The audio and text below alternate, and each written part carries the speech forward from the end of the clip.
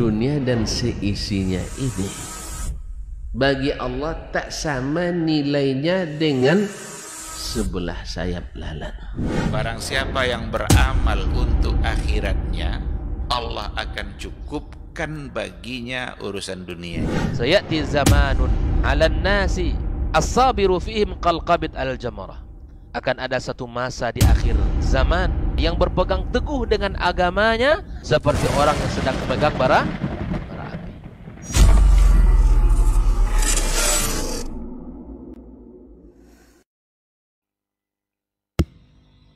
Baik, bismillah. Assalamualaikum warahmatullahi wabarakatuh. Alhamdulillahirabbil alamin wassalatu wassalamu ala asyrafil anbiya'i wal mursalin wa ala alihi wa ashabihi ajma'in amma ba'd. 91,1 FM Radio Robani merajut ilmu dan peradaban generasi Robani dan pemirsa KMTV dimanapun antum dan antuna berada. Alhamdulillah kita bersyukur kepada Allah Subhanahu wa taala atas segala bentuk nikmat dan juga rahmat kepada kita bersama di kesempatan pagi hari ini, dan alhamdulillah kita juga sudah kembali dipertemukan di program Diktat Dialog Ilmu Islam bersama Ustadz. Dan alhamdulillah ketiga narasumber kita sudah berkesempatan hadir di studio. Kemudian salawat beserta salam kepada Rasulullah sallallahu alaihi wasallam selaku uswah hasanah kita dalam kehidupan. Kita selalu bermohon salawat ini tersampaikan selalu hendaknya kepada seluruh keluarga beliau, kepada para sahabat, dan juga tentunya kepada orang-orang yang senantiasa istiqomah menjalankan dan mengajarkan sunnah-sunnah beliau hingga hari kiamat kelak. Dan yang paling penting kita berharap juga bisa nanti minum di telaga beliau insya Allah. Baik, Bapak Ibu pemirsa KMTV dan juga generasi Robani dimanapun antum dan antuna berada, kita akan sapa dulu guru-guru kita yang sudah hadir di studio. Kita akan membahas sebuah judul ataupun tema yang kita angkat dari pepatah, yaitu Ilang Patui Dek Ketujuh. Ini seperti apa dan bagaimana tafsiran atau terjemahannya atau insi selengkapnya nanti akan kita dengarkan masing-masing penjabaran dari guru kita. Barang 15 atau 10 menit masing-masing guru kita, nanti kita akan lebih banyak berdiskusi di 082174909911. Tapi kita sahabat dulu guru kita yang sudah hadir di studio. Ada guru kita Ustaz Dr. Dasman Yahya Ma'ali LCMA Hafizahullah Ta'ala. Assalamualaikum warahmatullahi wabarakatuh Ustaz. Kabar baik Ustaz ya? Alhamdulillah khair Ustaz. Naam Ustaz, hayakallah. Kemudian ada guru kita Ustaz Dr. Hidayatullah Ismail LCMA Hafizahullah Ta'ala. Assalamualaikum Ustaz. Alhamdulillah baik Ustaz ya. Alhamdulillah. Kemudian ada guru kita Ustaz Dr. Helmi Basri LCMA Hafizahullah Ta'ala. Assalamualaikum Ustaz. Sehat Ustaz? Alhamdulillah. Nah, baik generasi Robani dan pemirsa KMTV, untuk tidak memperpanjang mukadimah, kita akan langsung saja kepada sesi pertama. Untuk 10 sampai 15 menit kita dengarkan penjabaran masing-masing dari guru kita. Untuk pertama seperti biasa kita akan dengarkan dari guru kita Ustaz Dr. Dasman Yahya Ma'ali LCMA Hafizahullah Ta'ala. Falyatafaddal mashkura Ustaz. Nah.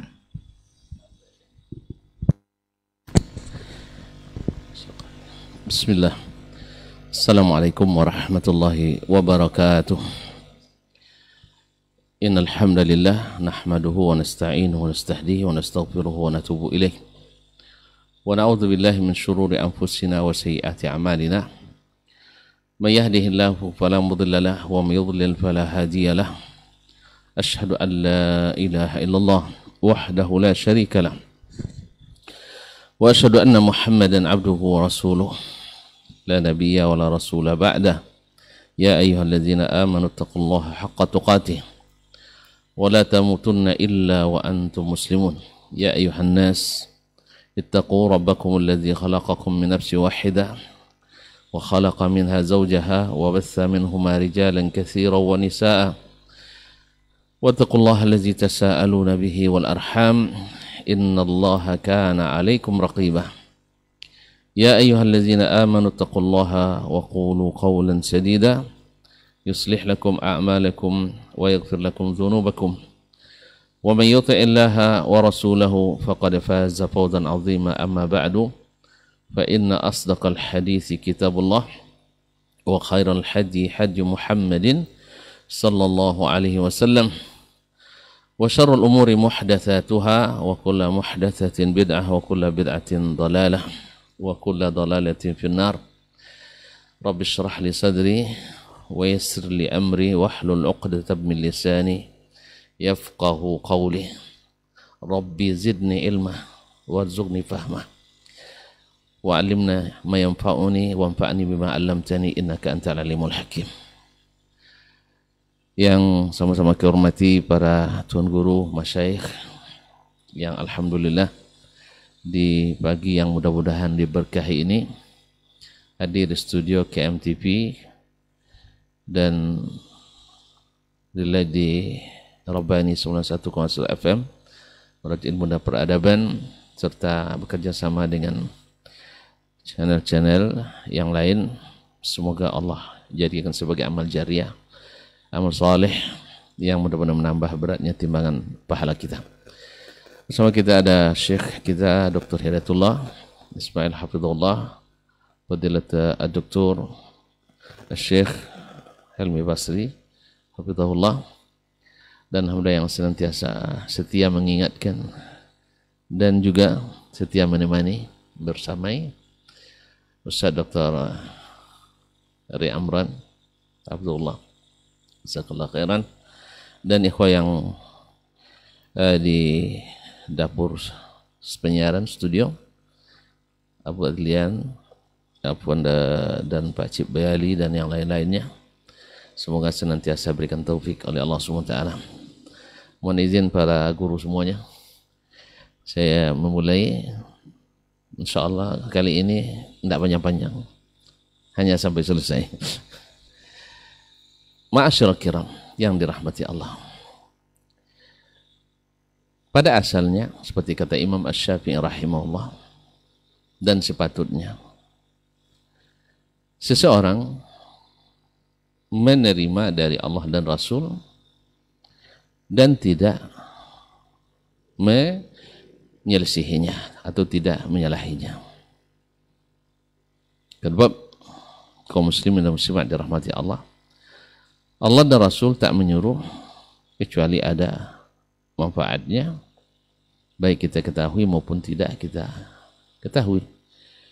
Dan Allah dan Rasul tidak melarang kecuali ada mudarat, baik kita sadari ataupun tidak kita deteksi. Oleh itu Imam Asy-Syafi'i rahimahullah ta'ala ketika membahas masalah al-awamir wan nawahi, setelah beliau membagi perintah dan larangan itu kepada perintah yang atau larangan yang mengakibatkan haram dan larangan yang mengakibatkan makruh dan larangan yang mengakibatkan hanya ibahah, tidak sampai kepada makruh dan apalagi haram. Tapi ajaibnya kaum muslimin dan muslimat, Imam Asy-Syafi'i rahimahullah mengatakan bahwa siapapun yang melanggar larangan Rasulullah SAW dianggap sebagai maksiat, bahwa asin. Subhanallah, ketika membaca itu agak kaget juga Ustaz, karena selama ini yang kita ketahui yaitu larangan Nabi padahal tidak sampai haram, makruh, dikerjakan boleh, ditinggalkan berpahala, kan itu. Ternyata beliau tidak masukkan sebagai maksiat, yaitu yang dilarang oleh Nabi SAW. Lalu kita kerjakan juga walaupun tidak haram, itu maksiat. Lalu ada yang bertanya ke beliau, yang makna perkataannya nanti dituduh pula saya tidak mana menukil nanti, ya makna dari perkataan beliau atau pertanyaannya, apa sebabnya engkau menyamakan hukum, memposisikan keduanya sama dengan yang di atas haram, jelas maksiatnya karena dia berdosa. Yang di atas, di bawah itu makruh, padahal tidak berdosa dia kerjakan, tapi dikatakan maksiat. Dan ini mubah. Kenapa dia juga maksiat? Subhanallah. Kata beliau, al-aslu bil amri wan nawahi al-imtithal. Hukum asalnya ketika diperintah Allah dan dilarang Allah dan Rasul sallallahu alaihi wasallam ada al-imtithal. Kita indahkan perintah dan kita indahkan larangan. Nah, siapa yang tidak mengindahkan, tidak larangan dan suruhan, berarti dia maksiat. Walakin ba'dul ma'asih yatarattabu 'alaiha uqubah. Sebagian maksiat ada hukumannya. Itulah yang disebut dengan haram. Dan sebagian maksiat tidak ada hukumannya. Itulah mungkin yang makruh dan mubah. Tapi orang ini terhitung maksiat. Lalu kita tarik, andainya kita seorang suami di rumah, atau seorang ayah, atau seorang pendidik dan guru, atau sekarang kepala kantor. Lalu di antara yang dibawa kita, ada perintah kita yang sifatnya hanya sekedar anjuran. Dan ada larangan kita yang sifatnya hanya sekedar anjuran. Tidak ada hukumannya. Misalnya ketika kita hadir disiapkannya minuman. Masya Allah, Abu Adlian setiap kita datang ada minuman. Walaupun tidak ada wajibnya. Maka mungkin juga hanya sekedar sunat. Tetapi ini akan berkesan bagi kita. Dan Allah SWT juga seperti itu, mengapresiasi. Makanya ketika bicara tingkatan-tingkatan Islam, iman, ihsan, atau tingkatan-tingkatan dalam bersikap di dunia ini, zuhud, warah, dan sebagainya, sampai pada meninggalkan yang mubah demi menghindari yang makruh, atau menghindari makruh supaya tidak masuk kepada yang haram, dan sebaliknya mengerjakan yang mubah dibolehkan untuk sampai pada yang sunat, dan mengerjakan yang sunat supaya yang wajib terpelihara. Dan itu ma'ruf di dalam tingkatan-tingkatan beragama seseorang, dan berdasarkan itulah orang menilai seseorang. Oleh sebab itu, kaum muslimin dan muslimat dirahmati Allah, kita lihat ketika iblis disuruh sujud ke Adam alaihissalam, lalu dia tidak mau. Alasannya logis. Ana khairun minhu. Saya lebih baik daripadamu. Khalaqtani min nar wa khalaqtahu min tin. Secara logika, dia lebih, dari pandangan dia, dari sisi pandang dia, pertama lebih tua. Masa yang tua sujud pada yang muda? Dia diciptakan dari api di atas, Adam diciptakan dari tanah di bawah. Lalu dia gara-gara dia tinggi, merasa hebat, lalu merendahkan yang di bawah, Adam yang masih kecil, mungkin tidak seperti dia rajin ibadahnya, tidak seperti dia tinggi ilmunya, tidak seperti dia penguasaannya terhadap wawasan. Lalu dia rendahkan Adam. Akibat merendahkan Adam, dia tidak indahkan perintah Allah kepadanya. Akibatnya apa? Aba wastakbar. Enggan sujud, sombong kepada hamba Allah yang lain. Enggan sujud, menolak kebenaran. Sombong kepada yang disuruh sujud kepadanya, batarul khagamtun nas. Makanya ketika Nabi ditanya tentang al-kibru, sebab orang kibir itu tidak dimasuk surga, ancamannya berarti dosa besar. Ya Rasulullah, kaifa tara ahadana atau ahaduna yuhibbu an yakuna libasuhu hasanan wa rihuhu tayyiban, atau kama qala sallallahu alaihi wasallam, innamal kibru batarul haqq wa ghamtun nas. Sesungguhnya sombong itu adalah menolak kebenaran dan menghinakan orang lain. Ma'asyiral kiram dirahmati Allah SWT. Kalau kita sudah tahu ini, bahwa Allah ingin suruhannya dikerjakan dan ingin larangannya untuk dijauhi dan dihindarkan. Nah, ini yang kalau kita pegang dalam beragama, insya Allah kita seperti sahabat walaupun tak sama. Apa maksudnya? Andainya ini yang kita pegang dalam beragama, kita seperti sahabat manhajnya, walaupun tidak sama martabatnya. Sebab tentu beda antara sahabat dengan kita. Tapi manhajnya seperti mereka. Nah, bila manhaj ini yang kita jalankan, subhanallah, akan membuat hati kita tersatukan. Maka kita lihat bagaimana Umar bin Khattab bersikap ketika dia dibenarkan, bagaimana Abu Bakar bersikap ketika dia tegur, bagaimana Ali bersikap ketika diluruskan, dan sahabat-sahabat yang lain ketika diluruskan dengan Al-Quran dan hadis Nabi. Mereka tidak berusaha mencari subuhat-subuhat lain untuk pertahankan kebatilan. Sebab kalau berusaha mencari-cari, ini berakibat nanti kita pasti mengambil sesuatu yang syaz, sesuatu yang aneh-aneh. Dan ketahui ilmu kita terbatas. Ibarat orang yang berenang, ya berenang di air tenang, dia tenggelam juga, apalagi berenang di air banjir. Dia berusaha untuk berenang di air yang deras. Hanya antum terpaksa mengambil apapun yang bisa dijadikan untuk penyelamat. Dapat rumput-rumput dipegang, dapat kayu dipegang, bangkai pun tidak naik. Dan ini tidak menyelamatkan. Jadi itu kaum muslimin dan muslimat dirahmati Allah. Kembalilah kepada apa yang Allah perintahkan. Jangan enggan dan sombong. Sebaliknya Adam alaihissalam dilarang dekati pohon dengan hujah-hujah secara filosofisnya benar. Kan iblis bilang saya lebih dulu anak kamu Adam. Kamu tahu kan kita adik-adik ini. Saya lebih lama beribadah, saya tahu. Apa yang kamu belum tahu? Kamu ini siapa anak kemarin sore? Belum tahu banyaknya. Itu karena Allah yang ajarkan kamu itu. Saya enggak. Pengalaman empiris saya, jurusan saya lebih hebat dari kamu. Lihat. Akhirnya Adam terpengaruh. Alaihissalam. Kalau sempat Adam sudah banyak anak pinak waktu itu jadi pendukung juga itu.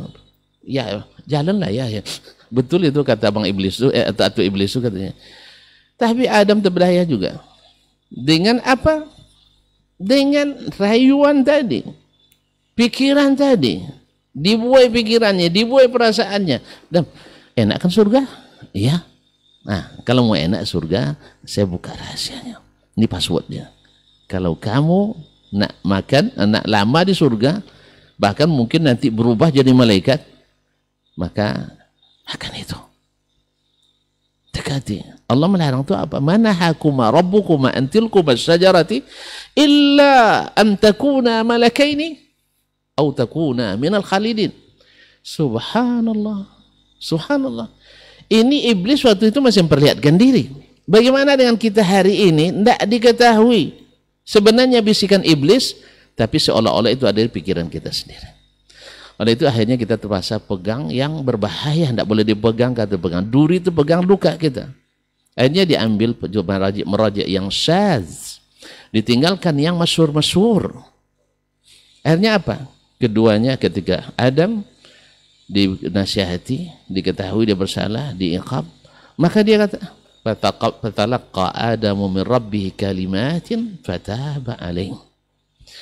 Lalu Adam menerima kalimat-kalimat untuk dia ucapkan. Apa kalimatnya? Rabbana zalamna anfusana wa illam taghfir lana wa tarhamna lakunanna minal khasirin. Ya Allah, kami zalim pada diri kami. Kalau kau tak ampuni dan dari rahmat, kami menjadi orang-orang yang rugi. Ma'asyiral kiram dirahmati Allah SWT. Mohon maaf saya hanya normatif saja. Yang langsung kita matiin aplikasi tentu syekh kita seperti biasanya. Nah, ma'asyiral kiram, akhirnya apa kesudahannya? Ketika seseorang tidak mau mengakui kesalahannya, dia dirajam. Izhab fa innaka rajim. Kamu terkutuk. Ketika Adam berkata, qala rabbana, keduanya berkata, zalamna anfusana wa lam taghfir lana wa tarhamna lakunanna minal khasirin. Kami telah menzalimi diri kami. Oleh sebab kan pengakuannya sudah diingatkan. Iblis kan diingatkan ngeyel dia. Ma mana aku ma antas jud, ma mana afwan.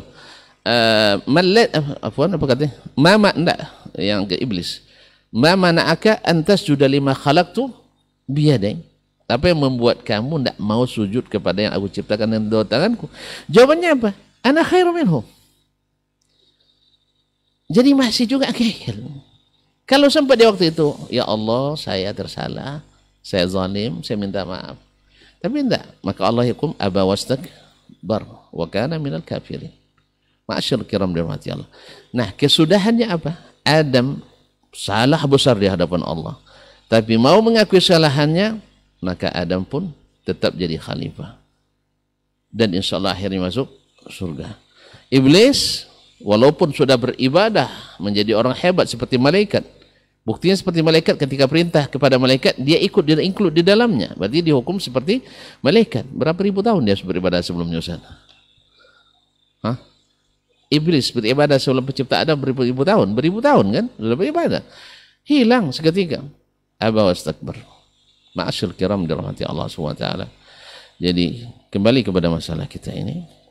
Allah ingin kita dilihat melaksanakan perintahnya dan menjauhi larangannya. Nah, lihat dalam satu masalah. Apakah Nabi menyuruh kita atau melarang kita? Menyuruh kita atau melarang kita? Maka kita lihat. Ini hukum asalnya. Yang kedua, kaum muslimin dan muslimat dirahmati Allah. Bila tersalah, jangankan kita umatnya, Nabi yang maksum saja. Pernah dapat teguran. Ditegur oleh Allah SWT. Gara-gara, mohon maaf ya, Abdullah bin Umi Maktum yang buta. Waktu yang buta. Kalau sempat kita kena tegur oleh atasan gara-gara si buta, besok kita pecat dia tu. Atau kita asal nengok dia gara-gara kamu saya dikasih teguran. Enggak. Nabi SAW ketika turun ayat abasa wa tawalla, padahal yang dilakukan Nabi lebih logis, jelas alasannya.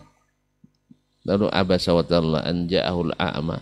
Nabi SAW melihat Ibnu Abi Maktum bersyukur, dialah yang menyebabkan saya diluruskan Allah Subhanahu wa ta'ala. Itu makna maksum Nabi SAW, tidak dibiarkan dia bersalah lalu diperbaiki. Kemudian dalam surah Tahrim, ya ayuhan nabiyyu lima tuharrimu ma ahallallahu lak tabtaghi mardata azwajik. Nabi kembali kepada yang disuruh oleh Allah Subhanahu wa ta'ala. Oleh karena itu kaum muslimin dan muslimat dirahmati Allah, nasihat untuk saya pertama dan siapapun yang mau mendengarkannya, maka hukum asalnya perintah Allah dilaksanakan, asalnya larangan Allah ditinggalkan. Kapan kita baru bicara tentang hukumnya? Di saat kita tidak sanggup melaksanakan perintah, atau di saat kita terlanjur melanggar larangan. Saat itu kita tentu yang meninggalkan perintah itu dia bertanya-tanya, ini saya berdosa apa tidak? Bertanya kita kepada ulama ahlinya. Alhamdulillah Allah berikan para ulama yang mewarisi para Nabi SAW. Ketika sudah terlanjur melaksanakan kesalahan, lalu kita pasti merasa berdosa karena kita orang beriman.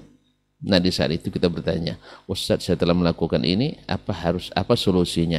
Apakah haram atau tidak? Bukan dari awal, Ustaz, apa hukum? Wajib payah Ustaz, bisa sunat. Tawar-menawar dengan Allah SWT.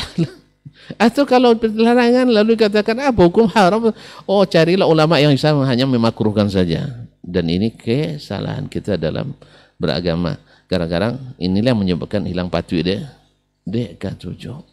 Patutnya aku melaksanakan, tapi karena setuju dengan yang tidak melaksanakan atau memfatwakan tidak mewajibkan, akhirnya mati-matian pula menjadi pembela kekurangan, saya tak kata kebatilan.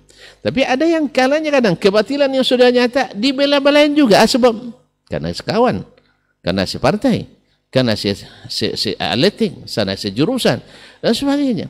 Kalau ini yang ditonjolkan tak berkesudahan. Dan ingat perkataan Nabi SAW, ya, ana dhaminun bi rawdatin fi wasatil jannah liman tarakal mira'a walau kana muhiqqan. Saya jamin taman di tengah surga bagi siapa yang meninggalkan berdebat sekalipun dia dalam posisi benar, apalagi dalam posisi tersalah.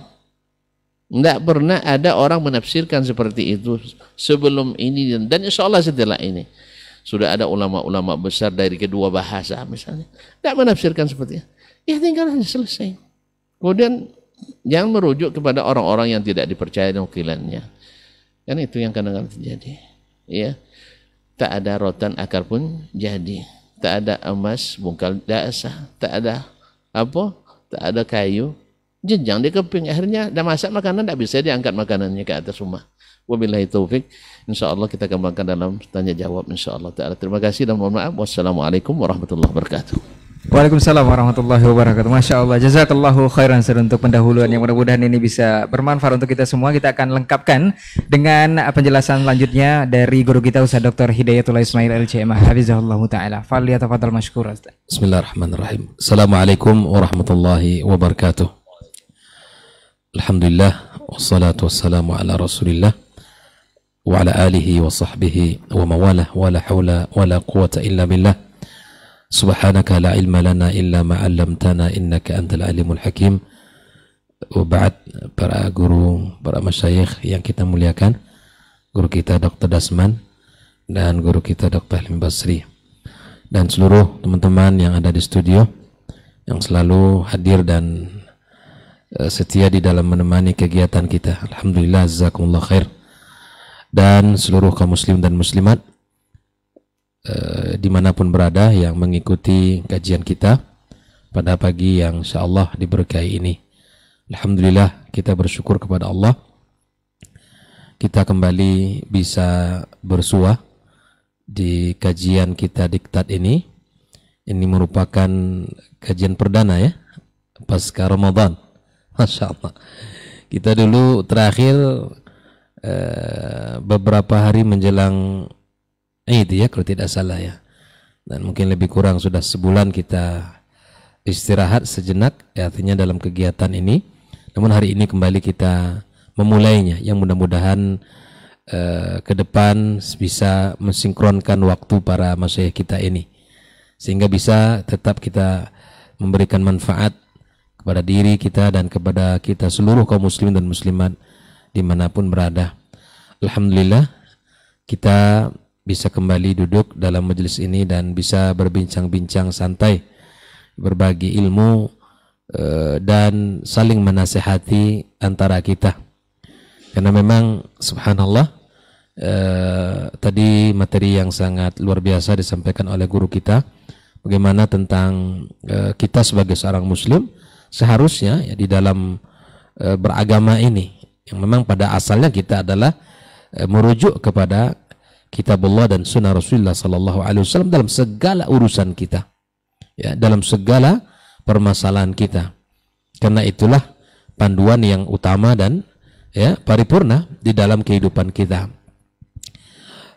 Pada kesempatan ini saya ingin mencoba mengembangkan dalam nasihat untuk diri saya dan kita semua tentang sebuah hadis yang disebutkan oleh Rasulullah SAW, yaitu ad-dinun nasihah, ya, bahwa agama itu adalah nasihat. Ad-din ya, itu adalah ya, agama. Maksud dari agama ini agama Islam, ya. Agama kemudian Allah sebutkan sebagai sifatnya adalah nasihat. Nah, artinya apa? Bahwa di antara yang paling pokok di dalam urusan agama kita adalah nasihat. Walaupun tidak seluruh syariat ini adalah nasihat. Ini sama seperti hadis Nabi SAW, al-hajju Arafah. Haji itu adalah yang menjadi pokoknya, rukunnya ada Arafah. Walaupun pelaksanaannya bukan hanya sekedar di Arafah. Ada mabit di Muzdalifah, ada di Mina, ada tawaf dan seterusnya. Banyak sekali pelaksanaan-pelaksanaannya. Ya, namun yang menjadi pokok bahwa al-hajju Arafah, siapapun yang berhaji di tahun itu tidak sempat wukuf di Arafah, maka hajinya diulang kembali. Nah, kalau yang lain bisa diganti atau bisa dibayar sebagai gantinya. Nah, ikhwan fillah, walaupun ya pelaksanaan haji bukan hanya sekedar di Arafah, tapi wukuf di Arafah itu sangat menentukan ya pelaksanaan ibadah haji. Ini merupakan sebuah keutamaan. Sama dengan ad-doa wal ibadah. Ya, walaupun tidak semua ibadah itu ada pada doa, tapi doa itu adalah bagian dari ibadah yang sangat penting. Ya, jadi oleh ikhwafillah, di dalam keseharian kita dalam beragama menjalankan syariat ini, maka perlu kita ya menjadikan sebuah bagian yang tidak boleh putus dalam kehidupan kita. Seperti yang disampaikan tadi ya, bahwa kita ini memiliki sifat manusia yang salah dan khilaf, ya, memiliki kekurangan, ya, terkadang kita lupa, terkadang kita tidak mengetahuinya. Dan itu tersampaikan, dan betapa banyak di antara para kehidupan para as-salafus saleh di zaman dahulu, ketika mereka khilaf diingatkan, dan ketika dia bersalah dan dalam sikap dibetulkan, dan itu adalah sebagai bentuk nasihat yang mahal dalam agama kita. Makanya subhanallah para ulama ya melahirkan sebuah kaidah ya di dalam kehidupan ini dari hadis yang mulia ini apa? Ya, bahwa ad-dinu qaimun 'ala tanasuh la 'ala tafaduh. Jadi agama ini kalau tidak nasihat nggak ada dia. Agama ini subhanallah ya menunjukkan sebuah kedudukan nasihat dalam syariat ini. Dengan adanya nasihat kita akan ya terjaga diri kita, terjaga agama kita, dan terjaga sikap dan perilaku kita. Nah, sehingga karena saking tingginya kedudukan nasihat ini dalam agama Islam ini, maka para sahabat pun bertanya kepada Rasulullah sallallahu alaihi wasallam, "Qulna liman ya Rasulullah?" Ya kan? Maka para sahabat bertanya, ini juga sebuah pelajaran bagi kita bahwa kita bertanya pada perkara yang sangat penting, perkara-perkara yang sangat utama dalam kehidupan kita. Sehingga apabila kita mencari sesuatu yang berkualitas, maka pertanyaan kita tentu pertanyaan yang berkualitas. Maka sehingga para sahabat ketika Nabi menyebutkan ad-dinun nasiha, langsung para sahabat menunjukkan, kulna, kepada siapa ya Rasulullah nasihat ini? Ya, untuk siapa nasihat ini? Ya, maka Nabi SAW menyebutkan, ya, lillahi wali kitabihi wali rasulihi wali a'immatil muslimin wa amatihim. Nabi SAW menyebutkan nasihat ini adalah untuk Allah, untuk kitabnya dan rasulnya dan para pemimpin kaum muslimin dan umat Islam secara umum. Maka mari kita lihat bagaimana maksud daripada hadis yang barusan kita baca ini. Ketika agama ini sebagai nasihat untuk Allah, maknanya apa ikhwah fillah? Adalah mengimani Allah Subhanahu wa taala. Mengimani Allah dengan tidak mencampuri dia dengan kesyirikan. Mengimani dengan iman yang benar. Ya, dipahami bahwa tauhid rububiyah meyakini dan mengesahkan Allah di dalam ciptaannya. Dan tauhidul uluhiyah di dalam mengimani Allah di dalam ibadah, mengesahkan Allah dalam urusan ibadah kita. Dan ya, mengesahkan Allah dalam asma dan sifat. Kita menetapkan nama-nama Allah sebagaimana Allah sebutkan. Ya, dan kita sanjung dan kita tinggikan, kita muliakan Allah dengan sifat-sifat dan nama-namanya. Nah, tanpa kita harus mentakwil, tanpa kita harus merubah-rubah, dan kita harus memalingkan maknanya. Kita sebagai muslim ya, di dalam asma dan sifat Allah, kita tetapkan bagi Allah sifatnya sebagaimana Allah tetapkan bagi dirinya. Dan sebagaimana Nabi SAW ya tetapkan sifat Allah Subhanahu wa ta'ala. Maka mengimani Allah Tabaraka wa ta'ala adalah nasihat untuk Allah. Yang kedua adalah di mana kita menjalankan seluruh perintahnya. Perintah Allah ini sangat banyak. Ilmu Allah ini sangat luas. Maka ketika kita misalnya di dalam menjalankan perintah Allah ini ada kesalahan-kesalahan di dalam menjalankannya, maka kita dinasihati oleh saudara kita, dinasihati oleh orang-orang yang terdekat dengan kita, maka kita menjadikan itu sebagai ya kesempatan untuk ya berbenah, dan kita menjadikan kesempatan untuk bisa memperbaiki diri kita. Nah, ikhwah fillah, ya beriman nasihat untuk Allah, kita mengimani Allah Subhanahu wa taala dan menjalankan perintah-perintahnya. Menjalankan perintah-perintah Allah. Ya, menjalankan perintah Allah dalam bab apa? Semuanya. Di dalam ibadah salat kita, kemudian ibadah siam kita, haji, zakat kita, dan seluruh perintah-perintah Allah Subhanahu wa taala.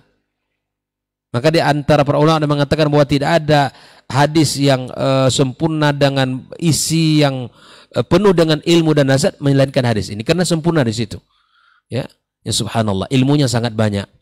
Maka iman kepada Allah, nasihat untuk Allah ini adalah di mana kita mengimani Allah, kemudian kita menjalankan perintah-perintah Allah Subhanahu wa taala, dan kita meninggalkan segala bentuk larangan-larangan Allah Tabaraka wa taala.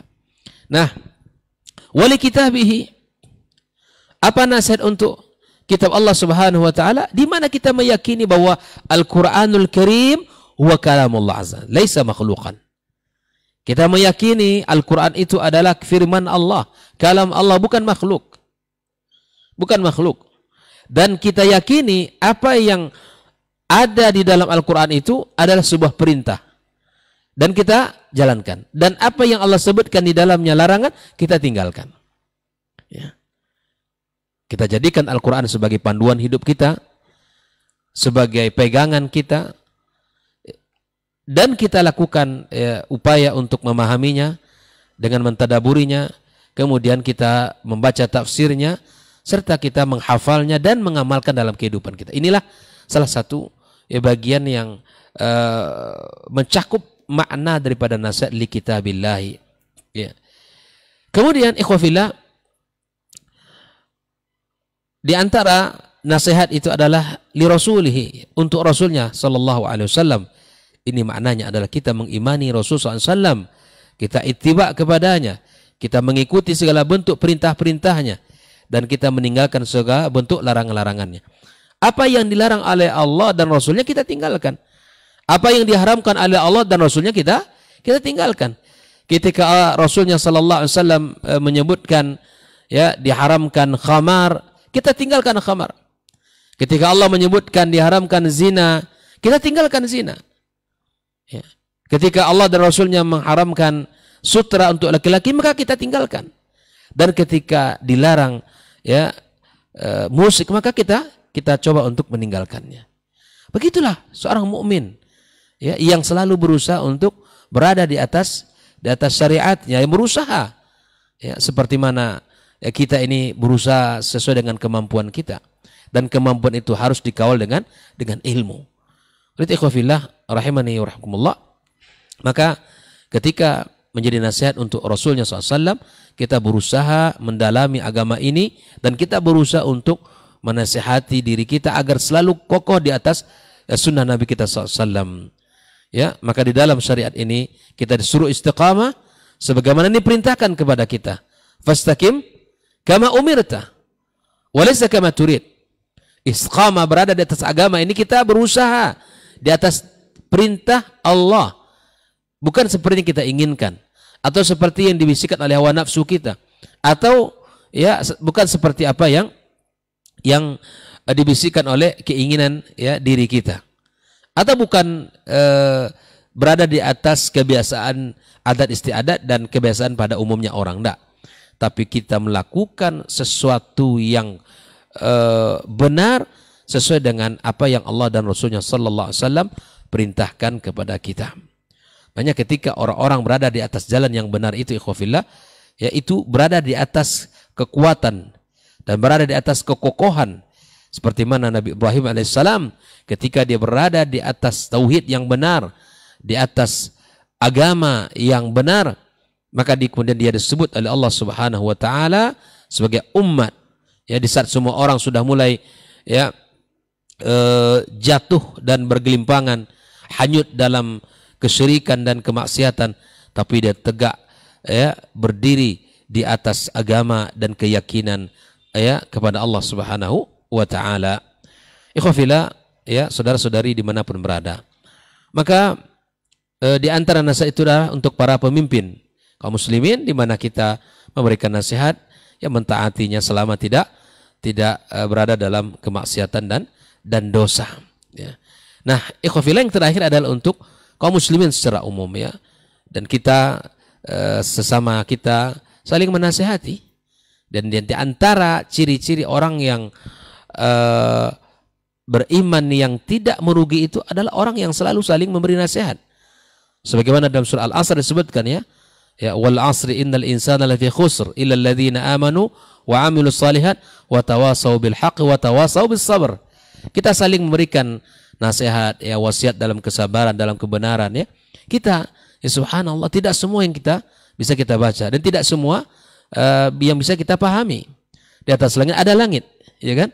Dan apa yang menjadi syariat kita berusaha untuk mengamalkan. Karena sebuah kejujuran dan sebuah kerendahan hati itu akan membawa kita kepada kebaikan insya Allah Subhanahu wa taala. Bukankah Nabi mengatakan tidaklah seseorang tawaduk karena Allah kecuali akan Allah angkat kedudukannya di sisinya. Bayangkan, ma tawadhu'a lillah illa rafa'ah. Begitulah kita hidup ini ikhwafillah.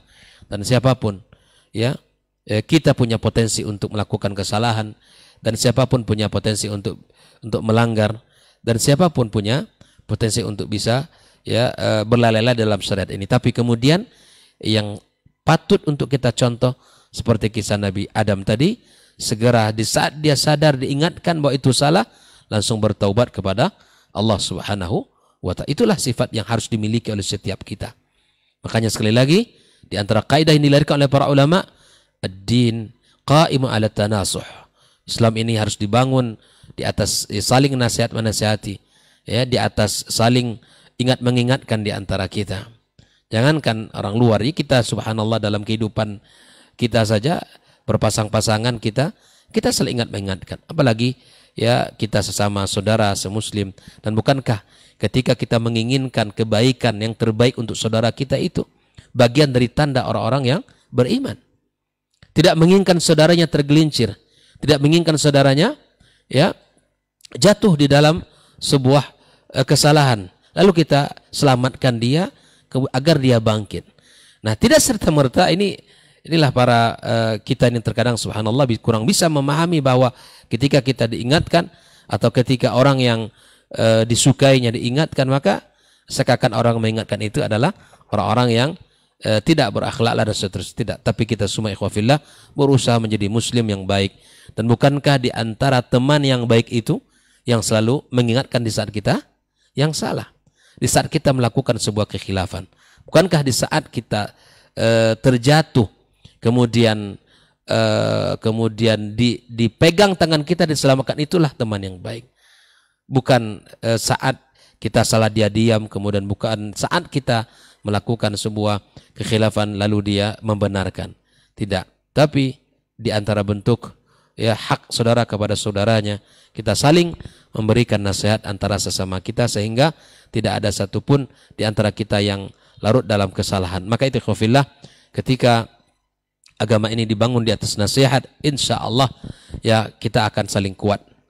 Tapi ketika ya kehidupan ini dibangun di atas saling membuka aib atau kemudian saling mencela, maka akan hilanglah kekuatan kita.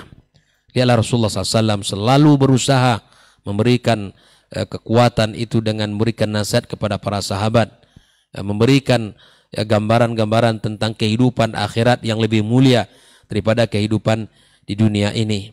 Dan ketika ia menghadapi musuh-musuh yang besar, musuh-musuh yang berat, Nabi SAW ingatkan mereka tentang surga, ingatkan tentang ampunan Allah, ingatkan tentang ya sesuatu yang abadi. Itu akan menguatkan kita. Ikhwafillah, ya kehidupan kita tidak akan lama.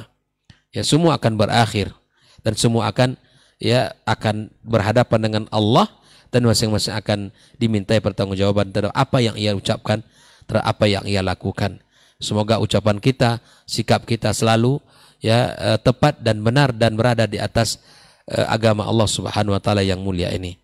Ya, barangkali ini bisa saya sampaikan ya tentang apa yang seharusnya kita miliki dalam kehidupan ini, bahwa bangunlah kehidupan kita di atas kaidah saling menasihati, karena itu akan menjadi baik ya. Terkadang memang ibarat obat ya, tidak ada yang manis obat itu. Memang terkadang agak sedikit terasa pahit di kerongkongan. Tapi insya Allah efeknya kalau kita minum, ya mudah-mudahan Allah izinkan kesembuhan untuk kita.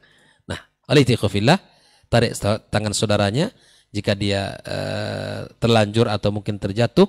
Ya, bukankah Nabi SAW sekali mengingatkan kepada kita bahwa menginginkan kebaikan untuk saudaranya, ya seperti mana dia inginkan kebaikan untuk dirinya, itu bagian daripada ciri orang-orang yang beriman kepada Allah Subhanahu wa taala. Semoga ya kaidah nasihat ini bisa terus hidup di antara kita.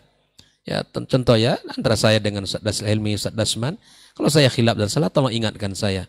Ya, dan kita saling terbuka untuk bab ini ya. Kalau saya khilaf atau saya sabaqal kalam ya, mungkin terlanjur ucapan, ya sudah.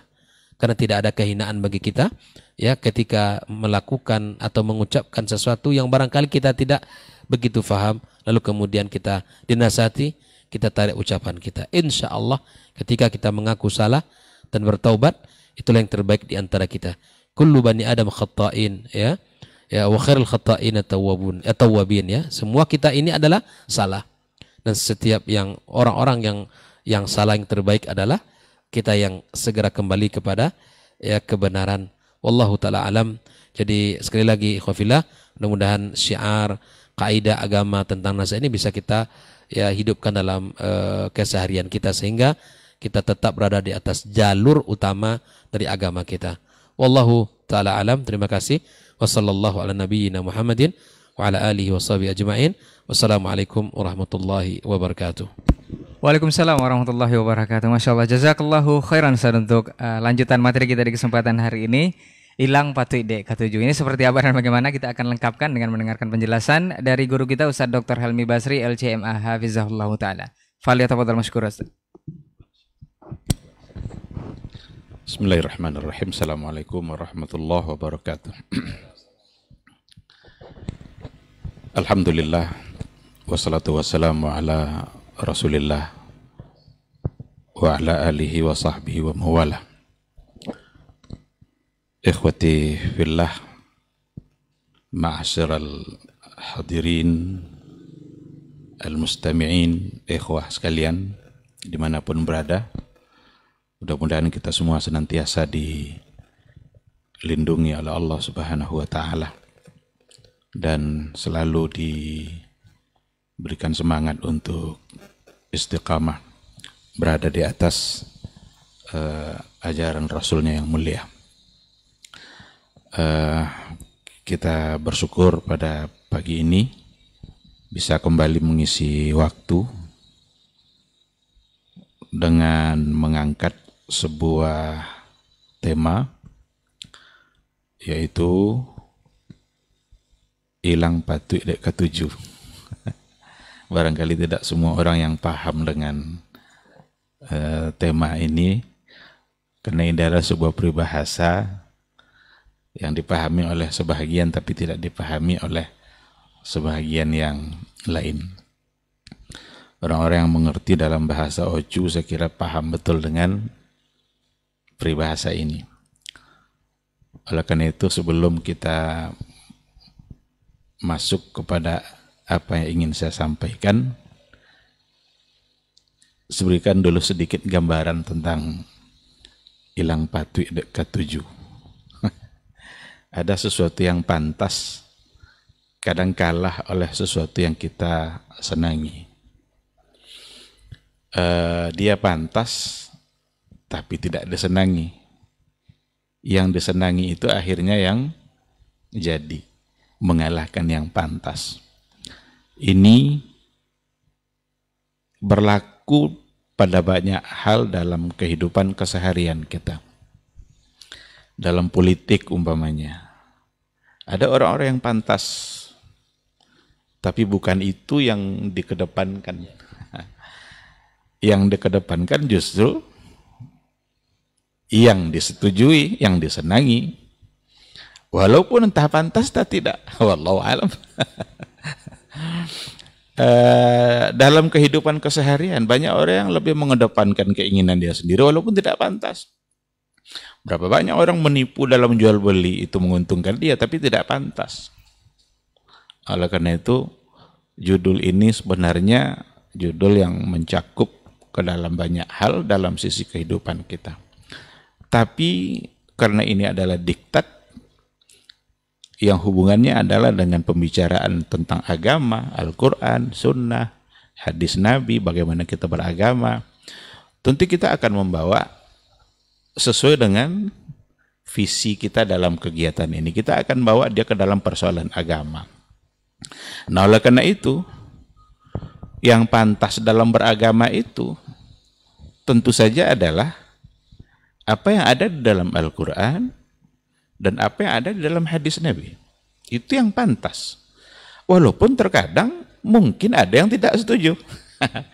Jadi jangan sampai kalah nanti yang pantas ini oleh yang dia setuju. Ini yang dia senangi, tapi oleh Al-Quran Sunnah sebenarnya itu tidak pantas. Nah, ini insya Allah yang akan menjadi pembahasan kita yang tadi sebenarnya sudah panjang lebar disampaikan oleh dua guru kita, kita pantas berterima kasih kepada mereka berdua, Dr. Dasman, Dr. Hidayatullah, yang telah memberikan penjelasan tadi yang sangat luar biasa, diawali oleh guru kita Dr. Dasman terkait dengan hukum-hukum yang ada di dalam agama.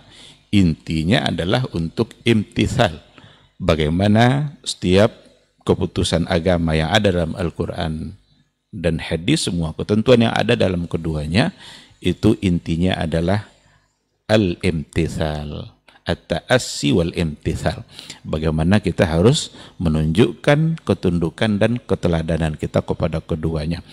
Dalam dua sisi, baik dari sisi perintah ataupun dari sisi larangan. Dan itu bertingkat-tingkat seperti yang diberikan penjelasan tadi. Ada kalau larangan ada yang haram, ada yang makruh. Ada yang sangat menarik tadi itu ketika bicara tentang makruh yang disampaikan oleh Imam Syafi'i, yang ternyata di dalamnya tetap ada kemaksiatan karena di situ ada larangan. Saya ingin menambahkan apa yang dikatakan oleh Imam Malik dalam persoalan makruh. Makruh itu bukan untuk dibiasakan, karena makruh itu artinya adalah sesuatu yang dibenci. Siapa yang membencinya? Ketika agama menetapkan hukum makruh, yang membencinya berarti Allah dan Rasul. Maka kata Imam Malik, ketika Allah dan Rasulnya membenci itu, pantaskah kita untuk melaksanakan? Nah, ini kan sesuatu yang sangat sejalan dengan yang dikatakan oleh Imam Syafi'i. Oleh karena itu, walaupun dia makruh, bukan berarti nanti sesuatu yang perlu dibiasakan. Bahkan ada orang yang salah paham dalam persoalan ini. Yang makruh kadang seolah-olah sudah menjadi mubah. Tidak lagi nampak di situ hukum makruhnya. Karena makruh itu ya sekali-kali boleh lah. Tapi kalau makruh untuk dibiasakan, maka dia menjadi sesuatu yang sifatnya mubah. Padahal Allah dan Rasulnya yang membenci. Nah, itu ketentuan agama, dan yang pantas dalam beragama itu memang adalah apa yang ada dalam Al-Quran, apa yang ada dalam hadis Rasulullah Sallallahu Alaihi Wasallam, apa yang telah dikatakan oleh Allah, yang dikatakan oleh Rasulnya. Tadi diperkuat pula penjelasannya oleh guru kita Dr. Hidayatullah ketika bagaimana kita beragama lillahi wa li kitabihi wa li rasuli wa li a'immatil muslimin wa ammatihim, itu adalah at-tanasuh, ad-dinu qa'imun ala at-tanasuh. Bagaimana kalau seandainya sesama kita terjadi satu kekeliruan dalam melaksanakan apa yang telah ditentukan dan ditetapkan oleh Allah dan Rasul, maka dimintalah kita untuk saling menasehati dan jangan alergi dengan nasihat yang disampaikan oleh saudara kita. Karena setiap kali ada saudara yang memberikan nasihat, sesungguhnya itu adalah bentuk dari cinta dia kepada seseorang, itu bukanlah bentuk dari kebencian atau menjatuhkan pamornya atau menjatuhkan nama baik. Tidak. Kalau seandainya orang menasihati tujuannya itu tentu adalah sesuatu yang salah dan keliru. Tidak boleh untuk seperti itu. Baik, ikhwati fillah, saya ingin memberikan beberapa poin terkait dengan bagaimana dalam beragama kita memang harus mengedepankan yang pantas, bukan mengedepankan apa yang disenangi atau apa yang disetujui. Karena kalau seandainya yang dikedepankan adalah yang disenangi, kesenangan manusia itu berbeda-beda. Antara si A sama si B punya kesenangan yang berbeda. Lalu kalau masing-masing mengedepankan kesenangannya, tinggallah yang pantas ini, tinggallah yang patut. Karena kesenangan berbeda-beda itulah agama turun untuk memberikan panduan. Kalian beragama, jangan ikuti yang kalian senangi. Tetapi inilah yang harus kalian ikuti. Inilah yang pantas. Nah, oleh karena itu, poin pertama ingin saya sampaikan, jangan latah dalam beragama. Kalau dalam bahasa fikihnya barangkali, jangan taklid buta dalam beragama. Jangan ikut-ikutan tren dalam beragama. Oh, lagi trennya sekarang begini nih, udahlah kita sama-sama begini. Berarti hilang patwi ada ketujuh. Karena beragama hanya tren-trenan gitu, orang lagi ramai begini, ketika orang ramai-ramai ke kuburan, sujud-sujud ke kuburan, yuk kita ramai-ramai pergi ramai-ramai. Cari pula kuburan-kuburan entah di mana letaknya, dicari-cari itu. Asal pernah disebut ada di sini, dicoba cari. Karena trennya seperti itu. Itu adalah ikut-ikutan, itu taklid buta, berarti dia tidak mengetahui mana yang pantas dalam beragama. Oleh karena itu dia perlu mempertanyakan. Ketika ada sesuatu yang masyhur, ada sesuatu yang tren, ada sesuatu yang itu yang viral pada masa dia harus mencoba untuk mencari tahu kira-kira dalam pandangan agama ini seperti apa yang terdapat dalam Al-Quran, yang ada pada hadis-hadis Nabi yang sejalan dengan sunnah Rasulnya, kira-kira seperti apa, dan bagaimana para ulama untuk memberikan penjelasan tentang persoalan itu. Ulama-ulama yang mu'tabar, ulama-ulama yang manhajnya jelas, ulama-ulama yang memang kredibel dan metode dapat dipertanggungjawabkan. Tidak pula asal ada yang mengatakan. Nah, ini juga satu hal yang salah. Karena ada juga kecenderungan sebagian. Ada sesuatu yang tenar, ada yang apa. Ternyata itu tidak pantas. Agama tidak bilang seperti itu. Yang lebih jelas dalilnya Al-Quran, hadisnya sebenarnya begini. Tapi adalah satu di antara orang-orang terdahulu yang punya pandangan seperti itu. Lalu tiba-tiba dimasukkanlah ini kepada sesuatu yang sifatnya dianggap khilafiyah. Ini adalah perbedaan, harus saling menghargai. Kalau seandainya ini yang kita kedepankan, ini saya kira juga hilang patut ketujuh. Karena tidak semua apa yang dikatakan oleh mereka itu dapat dikedepankan. Maka ma min alimin illa walahu zallah. Itu saja. Tidak ada di antara orang alim itu kecuali dia punya zallah, ada ketergelincirannya. Ada pendapat-pendapat yang dia ucapkan yang ternyata pendapat itu adalah sangat tidak bisa kedepankan, sangat bertentangan dengan apa yang dikatakan oleh jumhur atau ulama-ulama yang lain. Sehingga jangan itu yang dikedepankan. Kalaulah seandainya semua bentuk pendapat seperti itu dapat dipertahankan untuk membela sesuatu, niscaya tidak ada masalah dalam agama ini kecuali akan masuk dalam kategori itu.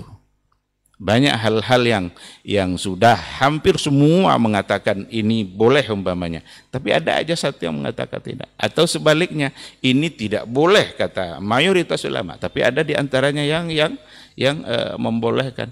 Maka hampir semua masalah dalam agama itu akan menjadi masalah yang diperselisihkan. Saya pernah membaca ketika dulu heboh-heboh pernyataan Profesor Aminah Wadud yang di Jerman itu tentang kebolehan wanita untuk berkhutbah Jumat. Saya coba cari ini seperti apa sebenarnya masalahnya. Saya temukan ada di antara ulama dalam kitab tafsir mengatakan boleh wanita khutbah. Lalu apa kamu dipegang? Pendapat yang tadi? Tentu tidak, tentu akan gugur. Dan ada bisa dalam kitab tafsir. Ulama masa dahulu boleh wanita untuk berkhutbah. Ya, oleh karena itu jangan latah. Jangan ikut-ikutan, jangan taklid buta. Kalau sekedar taklid lalu kemudian ada dasar yang dipahami, karena Imam Syatibi itu membagi manusia ini jadi dua saja. Imam Syatibi cuma bagi dua itu.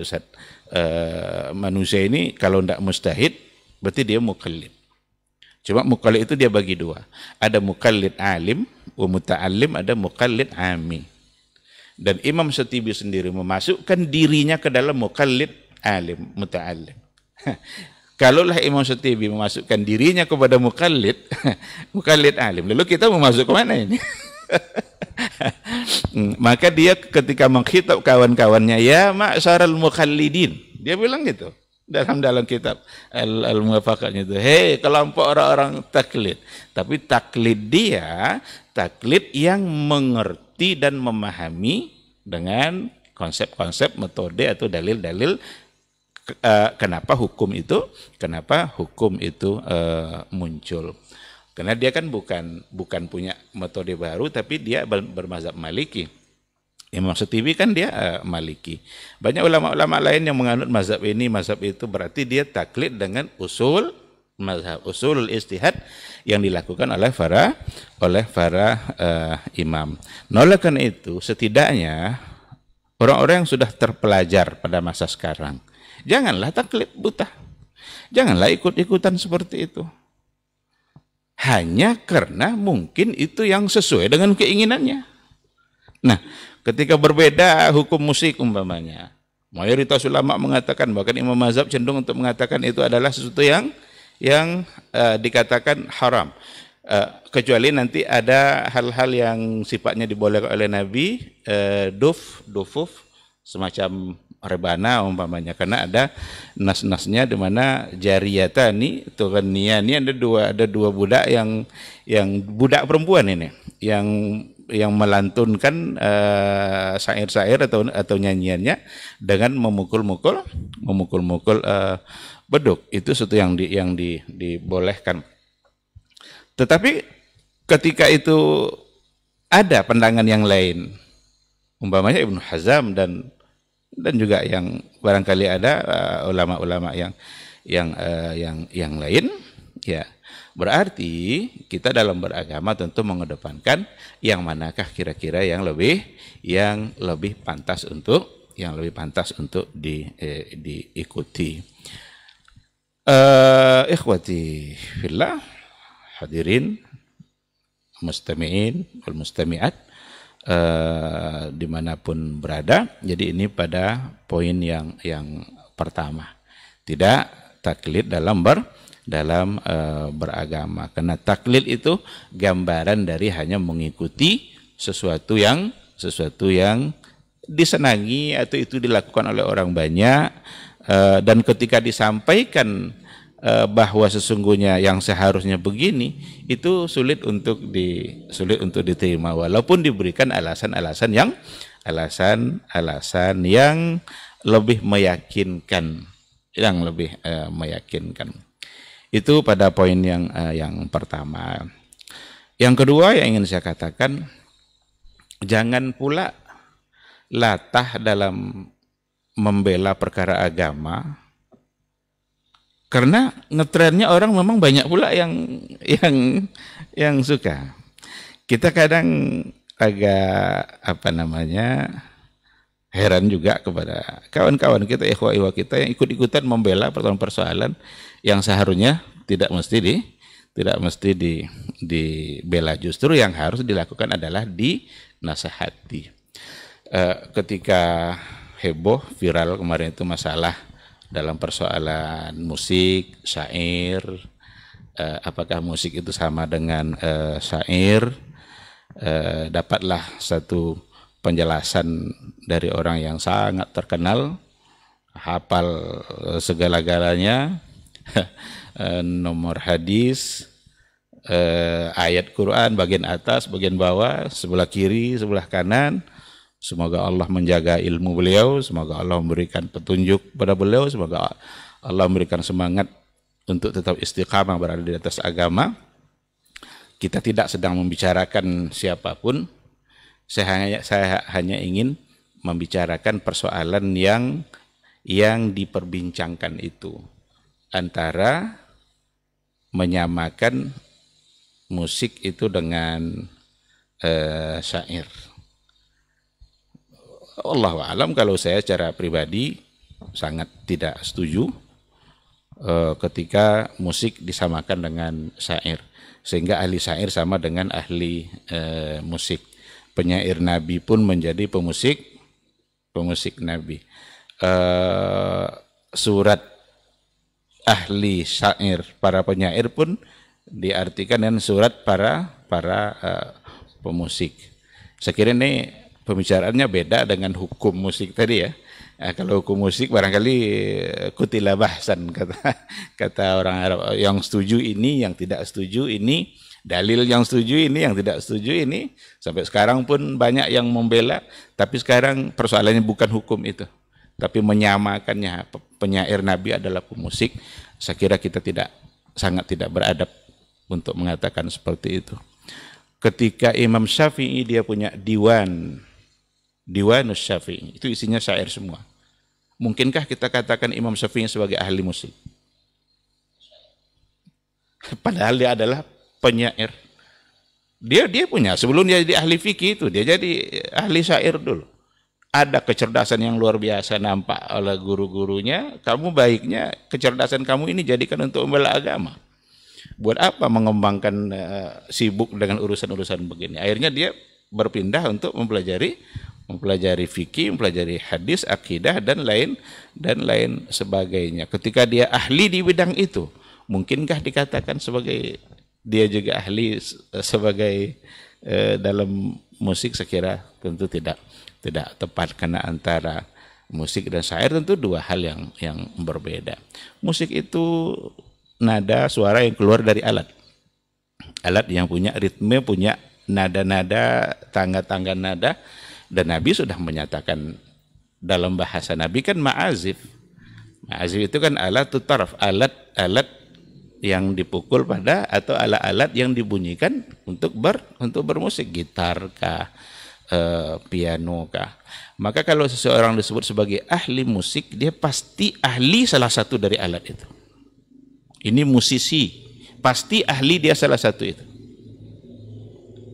Dan tidak semua penyanyi yang ahli sebagai dalam alat musik. Karena itu dua hal yang berbeda. Maka ada tiga kata sebenarnya: musik, lagu, syair. Musik, lagu, syair. Kalau lagu itu bisa diambil dari syair. Berapa banyak nanti lagu-lagu yang diambil dari syair. Dan kalau seandainya itu adalah syair-syair yang memang tujuannya mana, semangat jihad, memuji-muji Allah, silahkan. Ada syair-syair yang memuji Nabi. Karena Hasan ibn Thabit itu juga memuji Rasul melalui syair-syairnya. Karena dia ingin membantah syair-syair jahiliyah yang menghina Nabi. Banyak orang-orang jahiliyah para penyair menghina Nabi melalui syair-syairnya. Maka Hasan ibn Thabit berdiri untuk membela Nabi melalui syair-syairnya pula. Nah, apakah Hasan bin Thabit ketika bersyair lalu bermain musik? Apakah ia bacakan syair itu di hadapan Nabi, lalu kemudian Nabi mendengarkan musik yang diapakan oleh si Hasan bin Thabit? Tentu tidak. Nah, maka musik, lagu, syair itu tiga hal yang perlu untuk dibedakan. Untuk lagu ada yang boleh, ada yang tidak. Kalau lagu-lagunya mendatangkan syahwat, mengundang hawa nafsu dan lain sebagainya, jelas tidak boleh. Oleh karena itu tidak perlu lagi dipertanyakan sebenarnya gimana hukum lagu Indonesia Raya. Itu kan lagu. Kita sebagai orang Indonesia bangga dengan Indonesia, itu lagu Indonesia Raya, itu kan lagu. Nah, sekarang bukan musiknya. Sekarang bisa enggak tanpa musik? Dulu 6 tahun saya di SD, setiap Senin itu lagu Indonesia Raya, enggak pernah pakai musik. Bahkan ada undang-undang yang mengatur. Justru sekarang yang diputar hanya musik, enggak ada lagunya. Boleh juga kita tanya itu pejabat-pejabat itu hafal enggak Indonesia Raya itu? Karena selama ini yang didengarnya cuma lagu musiknya aja. Ya kan? Gitu. Jadi enggak ada masalah itu tentang lagunya, karena itu lagu. Dan enggak ada yang harus dipersoalkan. Nah, maka jika memang adalah baik, ya bisa diterima. Dan adapun syair, ya itulah gubahan-gubahan, lantunan kata, kalimat yang sangat indah. Barangkali kalau di Indonesia barangkali puisi ya. Puisi, dan itu juga ada pujian, karena ada risa, ada hija. Itu saja. Ada yang memuji, Tapi ada pula yang mensifati dengan sifat-sifat yang tidak baik. Yang baik tentu akan menjadi hal yang apa namanya? Yang diterima dan dia bisa mendapatkan pahala. Kenapa dikatakan wasyu'ara yattabi'uhumul ghawun dalam ayat itu? Karena dulu para penyair kadang-kadang menggunakan kemampuan syairnya untuk mendapatkan uang. Banyak syair-syair pada masa dahulu ingin mendapatkan uang, lalu ia buatkan syair-syair di hadapan khalifah yang memuji khalifah secara berlebihan. Bahkan di hadapan pintu khalifah dia bersyair. Nanti khalifahnya keluar kasih duit. Karena dia merasa senang dengan pujian-pujian yang kalau pujian itu berlebihan, kalau pujiannya berlebihan, maka berarti itu yang salah. Apalagi kalau sampai pujian-pujian yang memberikan sisi-sisi ketuhanan.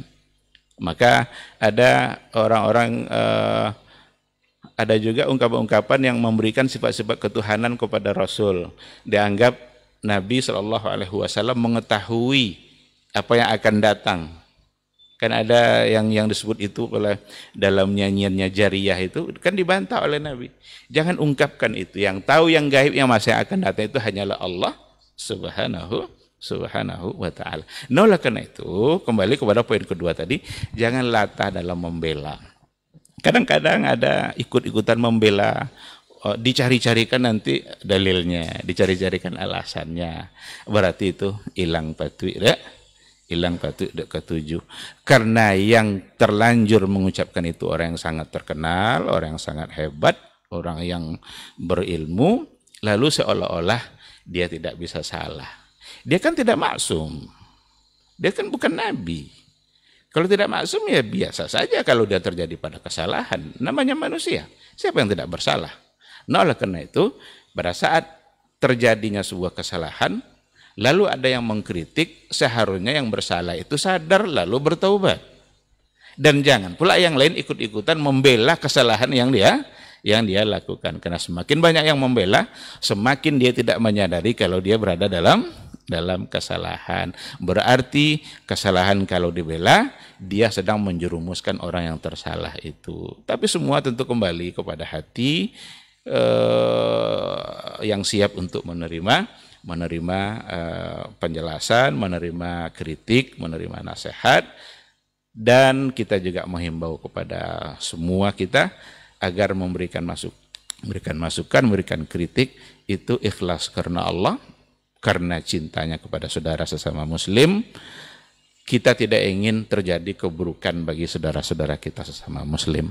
Kalau seandainya tidak disihati, khawatir nanti terjadi keburukan pada diri dia. Saya kira mungkin ini yang bisa saya sampaikan pada kesempatan ini. Mohon maaf. Semoga ada manfaatnya insyaallah. Subhanakallahumma wa bihamdika asyhadu an la ilaha illa anta astaghfiruka wa atubu ilaik. Wassalamualaikum warahmatullahi wabarakatuh. Waalaikumsalam warahmatullahi wabarakatuh. Jazakallahu khairan Ustaz untuk penyempurnaan materi kita di kesempatan pagi hari ini mengenai ilang patui DK7. Seperti yang kita sudah sampaikan dan informasikan kepada antum dan antuna semua, generasi Robani dan juga pemirsa KMTV, silakan untuk antum mengirimkan pertanyaan di 082174909911 untuk pertanyaan. Kita utamakan yang menyangkut dengan pembahasan kita untuk hari ini. Nanti kita akan bacakan jika sisa waktu memungkinkan pertanyaan-pertanyaan sudah masuk di line WhatsApp kita. Kita coba bacakan pertanyaan yang pertama Ustaz. Untuk kesempatan hari ini mohon izin Ustaz. Bismillah, Assalamualaikum warahmatullahi wabarakatuh Ustaz. Ini sepertinya berkaitan dengan tema, kita pilih ini dulu. Ustaz, apakah penamaan surah-surah dalam Al-Quran ini sifatnya tauqifi atau ijtihadi seperti yang lagi viral saat ini, seperti yang sudah dibahas tadi, penamaan surat Asy-Syu'ara dengan surat pemusik. Kemudian poin yang kedua Ustaz, apakah mengoreksi kesalahan seorang tokoh di publik itu menjatuhkan muru'ah? Bukankah Allah menyuruh kita menutupi aib saudaranya? Niscaya kita akan juga ditutupi aibnya di akhirat nanti oleh Allah. Jazakallahu khairan Ustaz. Nah,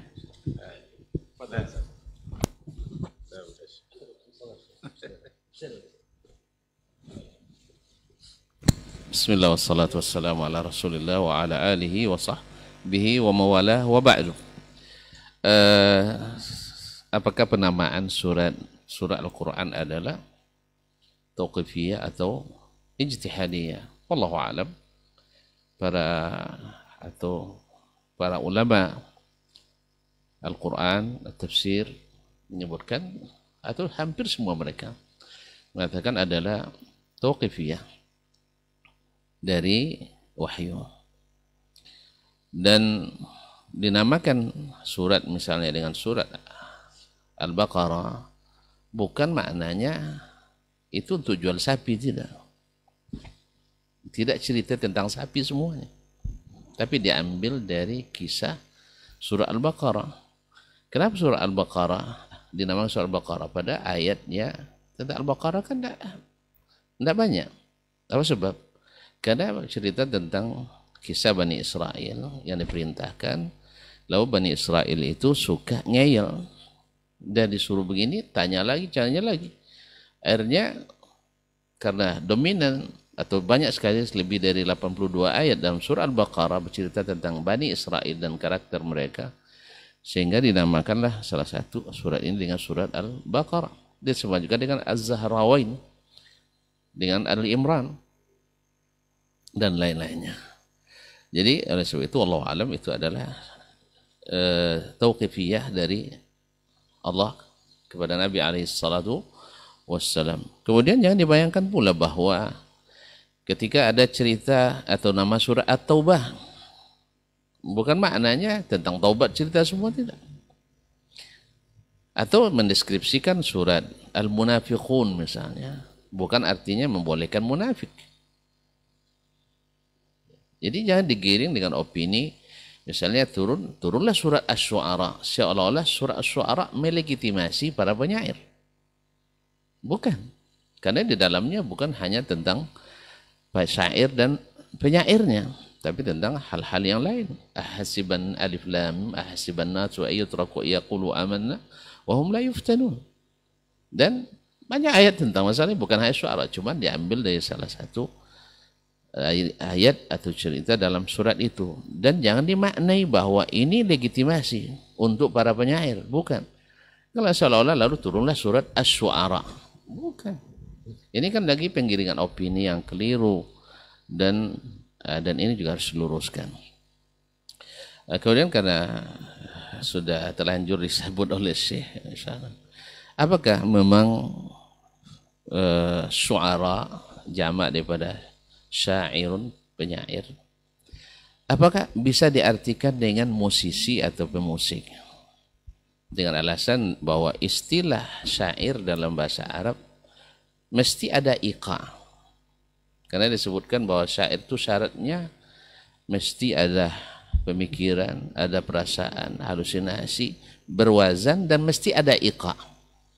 Nah, terjemahan iqa di sini diterjemahkan dengan lawan musik juga keliru dalam bahasa Arab. Iqa itu bukan maknanya musik. Walaupun terjemahan kontemporer kebanyakan iqa itu dimaknai dengan musik. Misalnya nasyid biduni iqa. Itu yang terpengaruh oleh bahasa orang sekarang. Bahasa aslinya, bacalah kamus-kamus bahasa Arab, jangan merujuk kepada kitab yang penukilnya sendiri disebut oleh para ulama, mohon maaf, kadzabin. Nanti antum tidak termasuk penukil pendapat orang kadzabin. La yu'manu binaqlihi wala biaqlihi. Tidak diamanah dia dalam nakal dan akalnya. Nakalnya dia Rafidhi. Rafidhi adalah juara satu dusta, juara bertahan sampai hari ini di hadis. Akalnya juga tidak bisa dipercaya karena berahluan Mu'tazilah.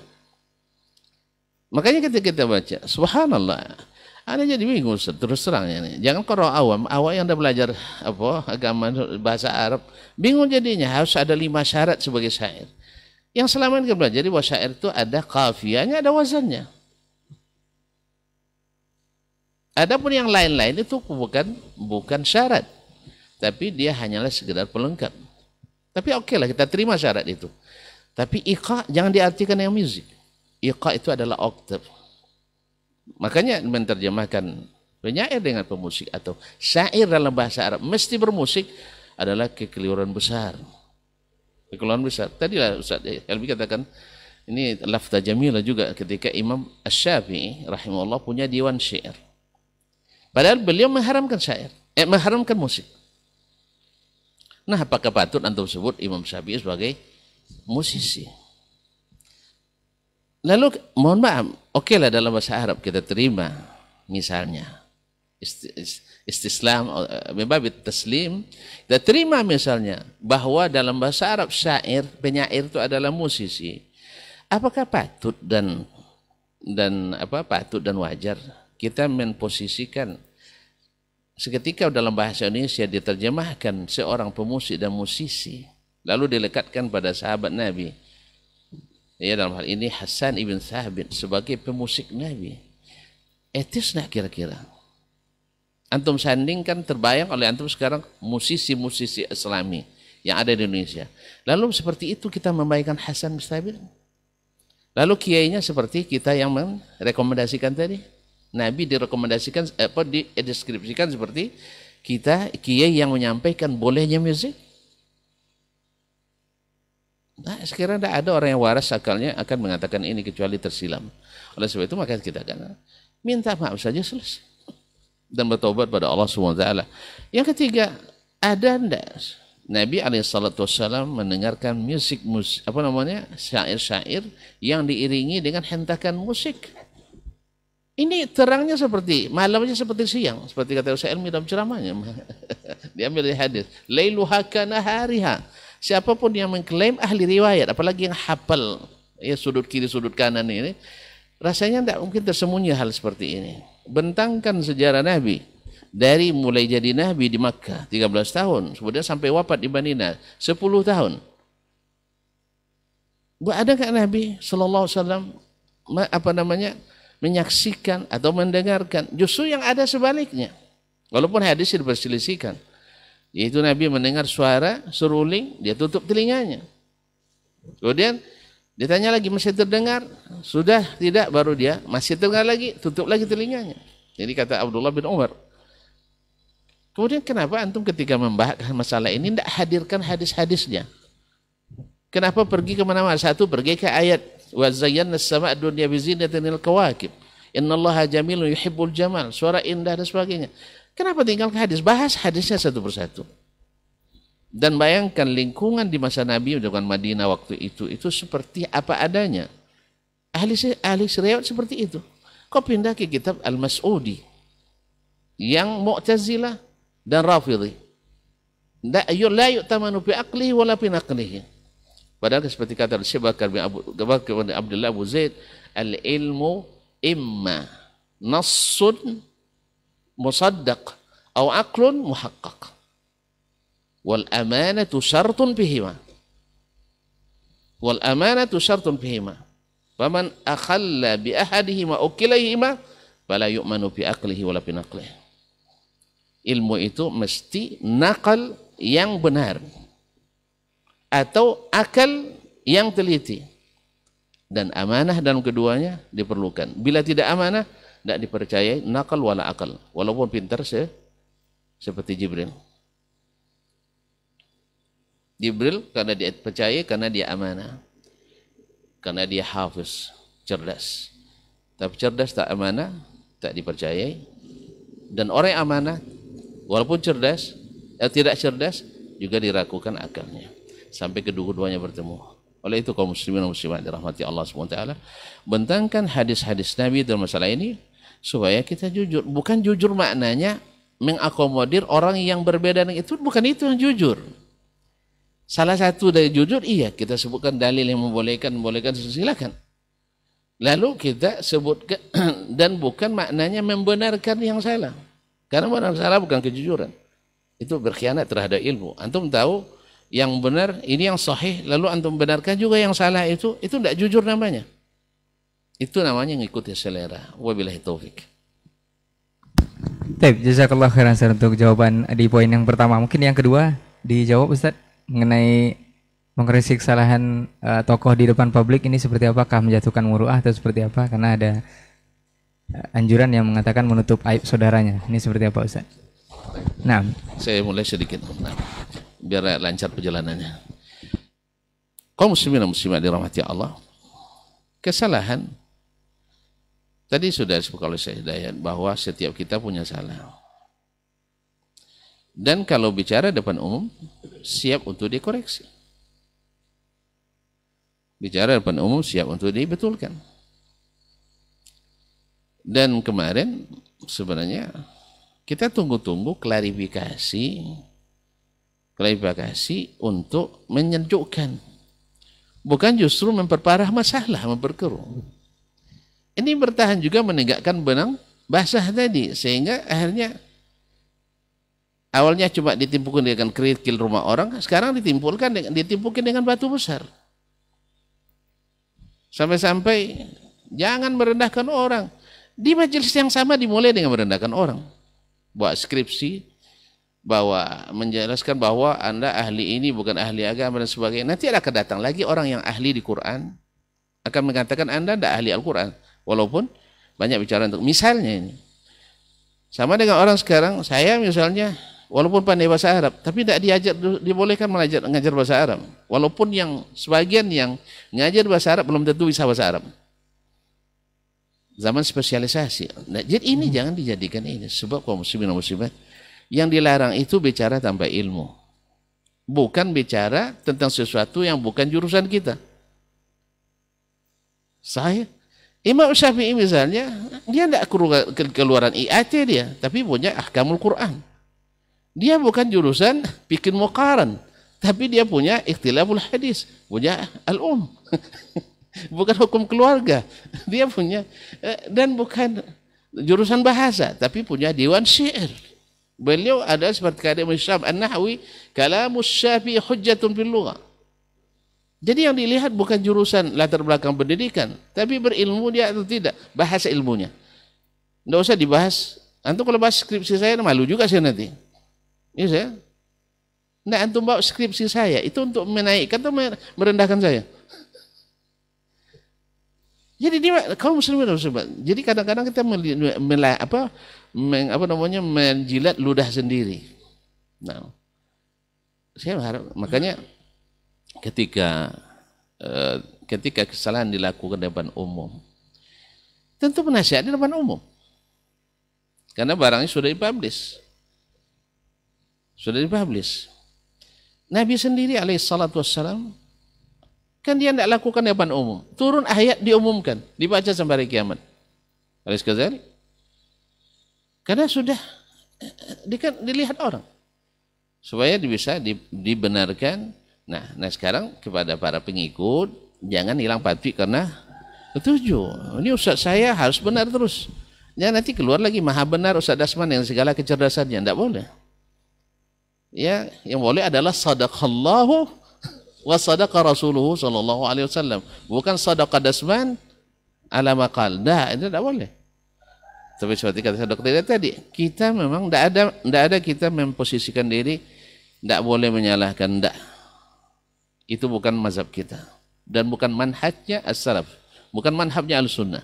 Bahwa tidak boleh saling menyalah itu tidak ada cerita dalam metodologi ilmu. Metodologi ilmu itu ada salahkan yang salah, benarkan yang benar. Itu metodologi ilmu. Sedangkan membiarkan yang salah, itu kan metode ilmiah. Itu metode orang awam itu, lalu dianggap seperti orang ilmiah. Kalau tidak itu buku-buku begitu aja cerita. Ikhtalafal ulama fi mas'alati kadza ila thalathati aqwal. Dhahaba asy-Syafi'iyyah ila kadza, dhahaba al-Hanafiyyah ila kadza, dhahaba al-Malikiyyah ila kadza. Wa amma adillatuhum wa kadza, munaqashatul adillah, wa tarjih asbab tarjih wa thamatul khilaf. Silakan antum tarjih masalah haram, itu urusan antum. Saya tarjih masalah halal, itu saya pertanggungjawabkan. Bukan menghalangi kita untuk membahas masalah, baik di depan umum maupun secara khusus. Wabillahi taufik. Baik. Ada tambahan Ustaz? Nah, Bismillahirrahmanirrahim. Ada sedikit poin yang mungkin tadi sudah dibuka sama Dr. Helmi dalam bab ini ya. Kalau di dalam prinsip beragama ya, ini kaitannya dengan apa yang sedang kita bincangkan hari ini gitu. Kalau seandainya dalam beragama itu ya, dengan dalil bahwa ada yang mengatakan hampir nanti tidak ada yang haram dalam agama kita. Karena hari ini coba riba, sepakat nggak kita itu haram? Sepakat. Al-Quran menyebutkan, hadis Nabi menyebutkan. Tapi adakah yang menghalalkan? Ada. Begitu juga dengan banyak perkara dalam agama kita.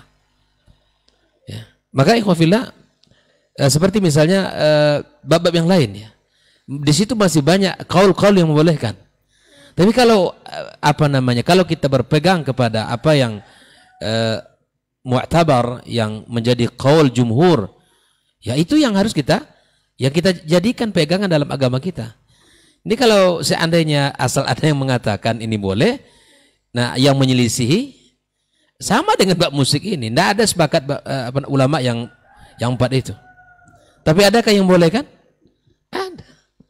Tapi kalau kemudian kita mengatakan boleh, nah disinilah letaknya kita bahwa kejujuran itu yang memang harus dikedepankan, keimanan kita yang harus dijadikan. Maka yang kita pilih sekali lagi ikhwafillah adalah apa yang dikatakan Allah dan Rasulnya, bukan apa yang kita inginkan atau apa yang kita sukai ya. Maka kalau ini nanti menjadi pegangan agama kita, itulah tema kita hari ini, ilang patut ke-7 itu ya, yang kita inginkan apa yang kita kerjakan apa yang kita inginkan. Nah, jadi ikhwafillah sekali lagi ya, bahwa bukan karena ada yang mengatakan dan halal ini dan itu, maka kemudian itu menjadi dalih untuk mengeneralkan sebuah hukum. Nah, oleh karena itu ikhwafillah, al halalu bayyin wal haramu bayyin, dalam syariat kita jelas sudah ya. Oleh karena itu ikhwafillah, sekali lagi ana menasihati diri ana sendiri dan kita semua kaum muslimin, yuk kita sama-sama untuk ya belajar dan kemudian kita berusaha berpegang kepada apa yang dijelaskan oleh Allah dan Rasulnya SAW dan dipahami oleh 3 generasi yang mufaddalah itu. Khairul quruni qarni thumma alladhina yalunahum thumma alladhina yalunahum. Dan ikhwafillah, apa yang dilakukan oleh para asatizah sudah mendatangi, kemudian memberikan bertemu, kemudian itu sudah sebuah langkah yang benar begitu. Nah ikhwafillah, sekali lagi kita bersama-sama untuk mencari sebuah kebenaran ya, bukan mencari dalih untuk membenarkan apa yang kita inginkan. Dan jangan pula nanti dituju orang yang memberikan nasihat itu orang tidak berakhlak atau orang yang melemparkan peluru syubhat dan seterusnya. Jangan. Yang diinginkan adalah kebenaran untuk diri kita dan siapapun di antara umat ini sebagai bentuk cinta kita terhadap saudara kita. Allah taala alam. Baik, nah, jazakallah khair Ustaz. Ustaz ada tambahan lagi? Fadhil Ustaz, sebelum kita masuk ke pertanyaan berikutnya. Baik, bismillahirrahmanirrahim. Terima kasih. Saya kira tadi sudah cukup luas jawabannya. Saya sedikit yang menambah pada bagian akhir tentang saling menasehati. Ya, saling menasehati itu bagian dari agama justru. Wa tawassaw bil haqq wa tawassaw bis sabr. Dinun nasihat itu panjang sekali Ustaz kita. Dr. Hidayat tadi menyampaikan persoalan itu. Cuma ya tentu saja dengan cara yang baik. Tidak pula dengan memaki-maki, dan jangan pula satu kesalahan menutupi semua kebaikan yang ada pada diri. Karena berapa banyak kebaikan yang dapat diambil. Nah, oleh karena itu kalau ingin menasihati ya fokus pada perkara yang dipersoalkan. Apakah di depan umum? Ini zaman sekarang ini memang sudah zaman di mana yang tidak ada lagi jarak dalam kehidupan. Yang jauh bisa menjadi terasa dekat. Apa yang terjadi di belahan dunia mana cepat langsung bisa sampai ke sudut dunia yang lain. Ketika disampaikan di hadapan umum dan yang menyampaikan itu adalah orang yang berpengaruh, itu bagi masyarakat pengaruhnya juga luar biasa. Khawatir kalau seandainya tidak dikoreksi, seandainya tidak diberikan kritikan, itu dapat dijadikan alasan untuk membolehkan semua konser-konser yang ada. Oh, tidak ada lagi masalah, boleh rupanya. Orang-orang awam macam-macam dia cara menyimpulkan. Ya kan? Nanti sampai pada kesimpulan seperti itu. Betapa sulitnya orang melarang habis Idul Fitri, kadang ada hiburan ini. Tiba-tiba ada yang melegitimasinya, ada yang cenderung untuk membolehkan dengan alasan ya seperti yang tadi. Kita khawatirnya itu nanti yang akan terjadi bagi dunia di masa yang akan datang. Nah, oleh karena itu, ketika memang kesalahan disampaikan terbuka secara umum seperti itu, ya tidak mengapa juga untuk dijawab secara terbuka agar orang juga bisa mendengar. Tapi sekali lagi dengan bahasa yang baik, karena orang-orang yang mengkritik pun itu akan diminta pertanggungjawabannya di hadapan Allah, sebagaimana orang yang menyebarkan syubhat pun itu akan diminta pula pertanggungjawabannya di hadapan Allah. Kalau seandainya dikritisi tapi dengan cara yang tidak baik, ya berarti sama-sama bersalah. Jangan-jangan nanti itu tidak menyelesaikan masalah, sementara yang kita inginkan adalah dapat teratasi atau dapat memberikan pencerahan kepada masyarakat tentang apa yang sudah terlanjur disampaikan, yang ternyata yang disampaikan itu adalah sesuatu yang keliru. Alhamdulillah banyak ikhwah-ikhwah ustaz-ustaz kita yang sudah menyampaikan, bahkan ada yang menelpon katanya Ustaz, itu bagian dari klarifikasi juga sebenarnya. Biar kalau orang selalu beralasankan dengan tabayun gitu maunya, ya udah dilakukan. Cuma kadang muncul klarifikasi yang lebih perlu dikritik lagi, itu masalahnya. Dia ingin mengklarifikasi tetapi ternyata harus diluruskan lagi klarifikasinya itu. Wallahu subhanahu wa ta'ala alam. Baik, jazakallah khairan untuk jawabannya mengenai perihal yang sedang rame di media sosial bahkan di negeri kita saat ini. Mudah-mudahan ini bisa menjadi pelajaran dan juga itibar kepada kita. Masya Allah, untuk waktu memang sepertinya memang tidak cukup Ustaz ya. Tapi kita bacakan 2 pertanyaan ini sebagai sesi terakhir, mudah-mudahan bisa dijawab. Ini di luar tema sepertinya Ustaz, sudah lama tenggelam pertanyaannya. Dari akhi kita Rashid. Ini mohon ditanyakan Ustaz, ditanyakan kepada Ustaz di luar atau di dalam kajian katanya. Ustaz, akhi mau Ana mau minta tolong jawaban. Kami dari calon jemaah haji menerima souvenir dari salah satu bank syariah, di mana kami menyetor dan melunasi biaya ONH. Souvenir berupa kain ihram dan bakal baju serta peralatan yang lainnya. Tetapi Ana ragu apakah ini halal atau seperti apa. Ana gunakan karena dulu waktu kami menyetor bank tersebut masih konvensional. Mohon bantuan jawabannya Ustaz. Jazakallah khair. Untuk pertanyaan yang kedua Ustaz, ini kita sampaikan juga. Masya Allah, mana dia? Tapi ini Ustaz, dari Abu Hanif Ustaz. Ini tenggelam juga pertanyaannya. Sering melihat kajian Ustaz Dasman katanya. Mohon ditanyakan bagaimana hukumnya talaknya jika seorang suami menjatuhkan talak tersebut kepada istri yang sudah digauli. Dalam tanda kurung masuk dalam talak bid'i katanya. Apakah talaknya tetap jatuh atau seperti apa? Mohon pertanyaannya disampaikan akhi, jazakallahu khairan. Naam Ustaz.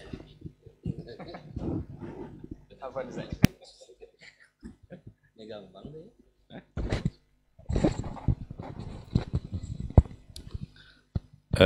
Baik, bismillah, salatu wassalamu ala rasulillah wa ala alihi wa sahbihi wa mawalah. Tadi karena ada pilihan baik dalam majelis atau di luar, saya ingin milih luar majelis tadi. Tapi karena mic sudah di tangan, saya awali dengan pertanyaan yang kedua terkait dengan tolak bid'i. Tolak bid'i itu bukan menceraikan istri yang sudah digauli, tapi menceraikan istri pada saat dia dalam keadaan haid, gitu saja. Maka dibagi-bagilah tolak itu kepada 2, ada tolak sunni, ada tolak bid'i. Yang tolak bid'i itu ketika diceraikan pada saat dia digauli. Kalau nggak salah Ibnu Umar ya, yang terlanjur tapi irja' ilai, disuruh oleh Nabi untuk kembali kepada istrinya. Dan tolak bid'i itu tidak boleh dilakukan. Kalau benar-benar ingin menceraikan, maka berarti ya jangan pada saat itu. Adapun menceraikan istri yang sudah digauli, ya rata-rata menceraikan istri setelah digauli. Karena dia sudah hidup bersama, sudah sekian lama, bahkan sudah sekian tahun, tidak mungkin dalam sekian tahun belum digauli. Menceraikan istri sebelum digauli, itu nanti hubungannya adalah dengan mahar, kewajiban maharnya. Yang hanya wajib adalah setengah dari yang sudah ditetapkan. Kalau maharnya 10 juta umpamanya, ternyata baru saja akad lalu ia ceraikan dan belum digauli, berarti dia berkewajiban hanya membayar membayar setengahnya, berarti 5 juta. Itu dalam yang kedua.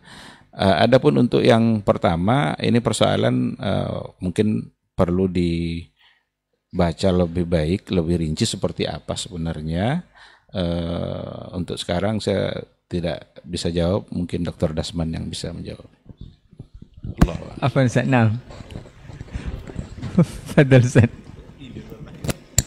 Baik, bismillah wassalatu wassalamu ala rasulillah wa ala alihi wa sahbihi wa wala wa ba'du. Untuk masalah souvenir tadi, apalagi banknya konvensional. Pertama, kepada saudaraku yang bertanya, harus dipastikan apakah souvenir ini diambil dari komponen setoran. Kalau sudah termasuk komponen setoran, berarti itu dari uang kita yang kita setorkan, maka silakan diambil. Tapi kalau seandainya itu dibebankan kepada orang lain yang bukan kita, misalnya nasabah yang lain, maka itu orang bank tidak boleh membelikan milik orang lain untuk orang lain. Maka itu tidak boleh diterima. Nah, dalam kondisi kita tidak tahu sama sekali, tapi dimasukkan dalam koper kita, tiba-tiba pas di Mekah sudah ada aja kan ihram, merek bank itu misalnya, atau payung merek bank itu. Maka dalam hal ini kita boleh saja memakai, tapi yang berdosa adalah sang pemberi. Wallahu ta'ala alam. Sedangkan masalah talak sebenarnya memang sudah dikirim juga lewat Ahmad pertanyaan ini. Lalu saya bilang ini konsekuensinya besar. Saya ingin orang lain saja yang jawab. Ternyata dijawab pula di forum ini. Untuk bayar hutang itu pasti ikut-ikutan pula. Pertama saya nasihatkan kepada yang bertanya, karena ada konsekuensi hukumnya. Sebaiknya berkonsultasi dengan yang berkompeten, yang keputusannya mengikat. Dalam hal ini adalah pengadilan agama atau KUA, kantor urusan agama. Mereka, karena keputusan mereka mengikat. Sedangkan ustadz fatwanya ghairu mulzimah, fatwanya tidak lazim, itu tidak mengikat, tak ada konsekuensi hukumnya. Adapun masalah tadi, hukum asalnya hadis Abdullah bin Umar tadi, dia mentolak istrinya dalam keadaan haid, lalu disuruh oleh Nabi untuk mengembalikannya, karena tidak boleh tolak dalam kondisi tidak suci. Ia tidak suci. Kemudian ada masalah lain, ketika mentolaknya di saat sudah suci dan sudah dipergauli. Kan ini kasusnya. Sebagian ulama dalam hal ini memasukkannya bagian daripada tolak bid'ah yang dilarang juga. Karena apa? Karena akan ada kezaliman ke wanita ini, karena tuhur sekali ini tidak terhitung, sehingga iddahnya nanti tidak dihitung sekarang tapi besok. Maka ulama mengatakan itu juga termasuk tolak bid'ah. Dalam hal ini jumhurul ulama mengatakan tolaknya, jumhur ulama mengatakan tolaknya jatuh. Sedangkan sebagian dari Al-Hanabilah mengatakan tolaknya tidak jatuh. Alasan mereka yang mengatakan jatuh, sebabul khilafnya kembali kepada hal al-manhiyu anhu zatu afwan hal al-nahyu yata'allaqu bi zatil manhi atau bi syartin min syurutihi atau bi a'idin minhu atau bi musabbabihi. Apakah ya larangan itu berkaitan dengan zatul manhi, sesuatu dengan larang itu sendiri, atau berkaitan dengan syaratnya, atau berkaitan dengan hasil dan konsekuensi hukumnya? Bagi yang mengatakan dua-duanya, yang satu dan pertama, zatul manhi dan syaratnya, maka talaknya tidak jatuh, karena dalam keadaan kondisi dilarang menjatuhkan talak, dan ini berkaitan dengan zatul manhi. Jadi dilarang talak di masa yang tidak disunahkan. maka tidak jatuh talak. Sedangkan dia mengatakan dia tidak masuk bagian dari tidak syarat dan tidak pula ini, tapi masuk tabi'an lahu, maka atau akibat daripadanya, maka tidak maka talaknya jatuh. Ini yang diterjih oleh Syekhul Islam Ibnu Taimiyah rahimahullah taala. Tapi sekali lagi saya menyarankan kepada akhi Abu Hanif yang bertanya untuk berkonsultasi dengan pihak pengadilan agama atau KUA. Wabillahi taufik. Baik, jazakallah khairan untuk jawaban yang mudah-mudahan bisa dipahami oleh Abu Hanif yang bertanya mengenai persoalan tolak, dan juga Rashid yang mengenai pertanyaan mengenai souvenir dari haji tadi seperti apa dan bagaimana. Insyaallah ini menjadi jawaban yang sudah lama ditanyakan, dan sepertinya waktu memang yang membatasi kita. Mudah-mudahan di kesempatan lain kita akan bersama guru-guru kita menjawab berbagai persoalan atau pertanyaan yang sudah masuk ke layanan WhatsApp kita di 082174909911. Jazakumullah khairan untuk antum yang sudah bertanya dan bersoal jawab dan juga sudah menyimak kita dari awal, dan jazakumullah khairan untuk guru kita yang sudah hadir di studio dan menyempatkan berbagi ilmu bersama kita di sini. Mudah-mudahan semua yang kita bahas hari ini bisa bermanfaat untuk kita semua. Dan insya Allah kita akan bertemu lagi di pekan depan. Insya Allah dimudahkan Allah, Ustadz bisa bersama kita kembali dengan tema yang berbeda insya Allah. Dan afwan untuk semua salah kata dan gila bicara. Kita tutup diktat kita hari ini dengan doa kafaratul majelis. Subhanakallahumma wa bihamdika asyhadu an la ilaha illa anta astaghfiruka wa atubu ilaik. Wassalamualaikum warahmatullahi wabarakatuh.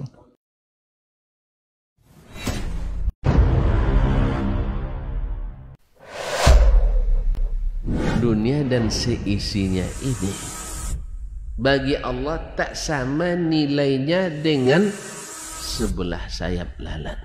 Barang siapa yang beramal untuk akhiratnya, Allah akan cukupkan baginya urusan dunia. Sayati zamanun 'alan nasi as-sabiru fihim qalqabit al-jamarah. Akan ada satu masa di akhir zaman yang berpegang teguh dengan agamanya seperti orang yang sedang memegang bara